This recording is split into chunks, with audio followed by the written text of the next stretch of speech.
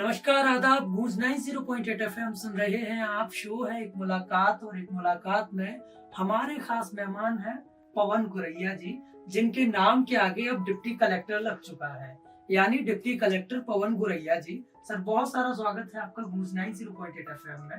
Thank you so much. और मैं आपके गूंज मीडिया हाउस को अपनी तरफ से, अपने परिवार की तरफ से काफी आभार प्रकट करता हूँ। बहुत सारा शुक्रिया सर आभार के लिए। मेरा पहला सवाल, पवन जी को कब लगा कि अब पीएससी या यूपीएससी की तरफ रुख मोड़ना चाहिए? देखिए, बचपन से जब मैं बड़ा हुआ तो मेरे जो दादाजी थे वो सामाजिक कार्यों में हमेशा अग्रसर रहते थे।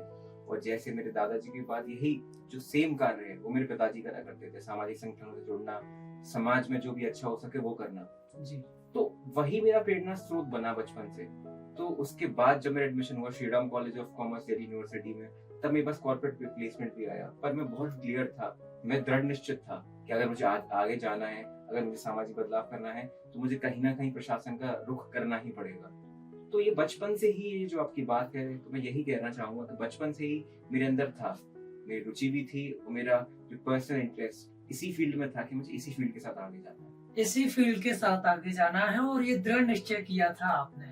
तो ग्वालियर, आप भी दृढ़ निश्चय कीजिए जो आपको बनना है। पवन जी का ये कहना है कि जिस चीज में अगर आप दृढ़ निश्चय कर ले तो वो आप बन ही जाएंगे। सर, मेरा दूसरा सवाल, छात्रों या लोगों के मुताबिक अक्सर कहा जाता है कि पीएससी और यूपीएससी लाइन में अक्सर फेलियर्स ज्यादा रहते हैं। आपकी लाइफ में जब फेलियर आया उससे आपने कैसे डील की? तो इस संदर्भ में कुछ पंक्तियां हैं बहुत ही फेमस, जिनको मैं बताना चाहूंगा कि क्या हार में क्या जीत में, किंचित नहीं भयभीत में, संघर्ष पथ पर जो मिले यह भी सही वह भी सही।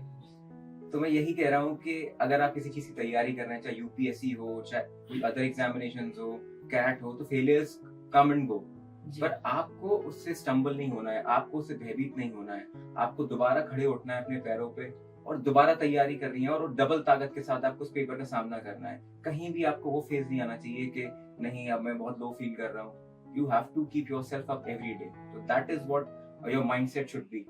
और आपको अंत में ये पता होना चाहिए कि there is always light at the end of the tunnel. मतलब सुरंग के अंत में उजाला ही होता है, भले ही बीच में अंधेरा हो, पर अंत में उजाला होता है। उजाला होता है, सुरंग के अंत में उजाला होता है, भले ही बीच में अंधेरा हो। तो अगर आपको भी लग रहा है कि अभी आपके साथ कुछ अच्छा नहीं चल रहा है, थोड़ा सा फेलियर्स ज्यादा है लाइफ में, तो आप पवन जी का सुरंग वाला उदाहरण हमेशा याद रख सकते हैं, ग्वालियर।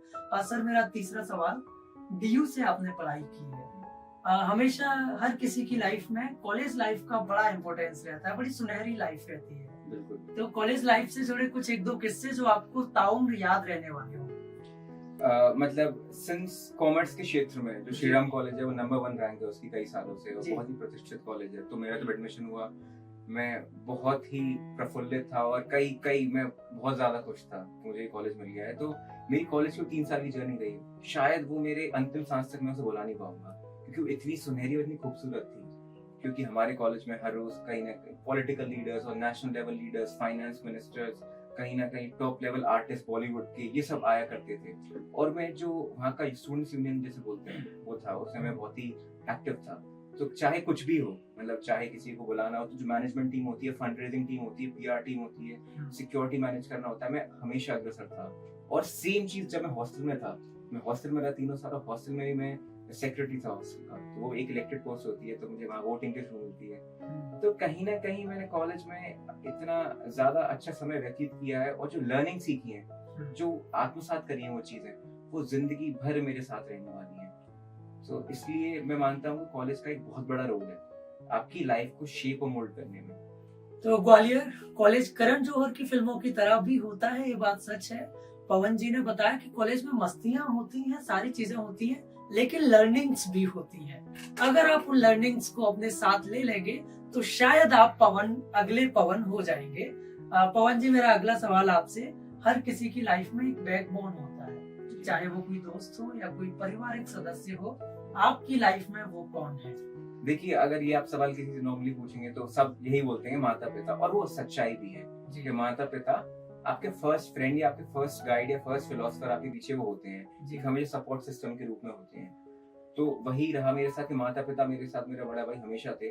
पर इसके अलावा मेरे जो मित्र हैं, खास मित्र, मेरे जो कजिन भाई, ये सब सारे के सारे एक सपोर्ट सिस्टम बन के मेरे पीछे बैठे। तो कभी भी दुविधा में, कभी मन नहीं लग रहा है, कभी ऐसा लग रहा है कि नहीं यार थोड़ा ऐसा हो गया है, वैसा हो गया है, तो हमेशा लाइफ को ऑन ट्रैक रखने, वो ऊर्जा का संचालन, वो स्फूर्ति, वो उतनी ही संचारित हो शरीर में, इसके लिए मेरे दोस्तों ने भी एक अहम भूमिका निभाई। तो हर किसी की लाइफ में एक हम कदम, हम सफर, एक दोस्त होना बहुत जरूरी है, क्योंकि जब आप परेशानी में होते हैं तो वही दोस्त, वही हम सफर, वही हम कदम आपके साथ आता है और बड़ा आपको चिल मूड करता है। मेरा अगला सवाल पवन जी, अगर पवन गोरैया जी डिप्टी कलेक्टर नहीं होते तो क्या होते? अगर देखिए मैं डिप्टी कलेक्टर नहीं होता जी तो इस संदर्भ में पहले तो मैं कुछ पंक्तियां सुनाना चाहता हूँ आपको। जी कि छुप छुप अश्रु बहाने वालों, मोती व्यर्थ लुटाने वालों, जी कुछ सपनों के मर जाने से जीवन नहीं मरा करता, जी कुछ खिलौनों के खो जाने से बचपन नहीं मरा करता। तो अगर आप पूछ रहे हैं कि मेरे सपने हैं, मेरे ख्वाब थे डिप्टी कलेक्टर बनने के, अगर ये मर जाते तो क्या होता? तो हमेशा there is always a plan B जी और वो आपको रखना चाहिए ताकि आप हतोत्साहित ना हो किसी भी पल पर। तो मेरा प्लान भी था कॉर्पोरेट सेक्टर में एंटर करने का। तो इसके बाद अगर ये नहीं होता और मुझे लगता है कि मेरे आसार इसमें कम हो गए हैं और मेरा इसमें उतना स्फूर्ति नहीं होती एग्जाम देने में, तो मैं शायद कैट देता और एमबीए करके एमबीए करता किसी टॉप आईएम से। एमबीए करते, लेकिन अच्छा है कि आप डिप्टी कलेक्टर हो गए। तो आप ग्वालियर अपना प्लान भी हमेशा तैयार रखिएगा, पता नहीं कब प्लान ए खत्म हो जाए और प्लान बी काम आए। हालांकि पवन जी का प्लान ए काम किया। मेरा आखिरी सवाल सर, ग्वालियर को क्या मैसेज देना चाहेंगे? मैं सबसे पहले तो, क्योंकि मैं यंग हूँ काफी, तो मैं यंग ऑडियंस को एक बड़ा मैसेज देना चाहता हूँ आपके चैनल के माध्यम से, आपके प्रतिष्ठित मीडिया हाउस के माध्यम से। मैं ये कहना चाहता हूँ कि बहुत ही सुंदर पंक्तियां हैं जो मैंने कहीं पढ़ी थी कि what though the field be lost, all is not lost, the unconquerable will and the courage to never submit or yield. मतलब कि क्या हुआ जो मैदान हार गए, अभी सब कुछ नहीं हारे हैं। वो अदम्य साहस और वो हौसला जो कि सब कुछ बदल सकता है। वाह।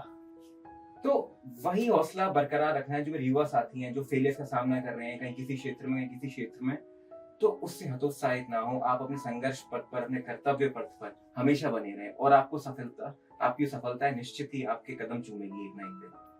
तो ग्वालियर सफलता आपके कदम चूमेगी, बशर्ते आपको अपने हौसले को मजबूत रखना है। अगर सफलता से कदम चुमवाने हैं, आपको सफलता को गले लगाना है, तो आपका हौसला बड़ा मजबूत होना चाहिए। बहुत सारा शुक्रिया सर हमसे बातचीत करने के लिए, और बहुत सारा शुक्रिया ग्वालियर गूंज 90.8 FM आपकी अपनी आवाज सुनने के लिए। बहुत सारा शुक्रिया sir. Thank you so much.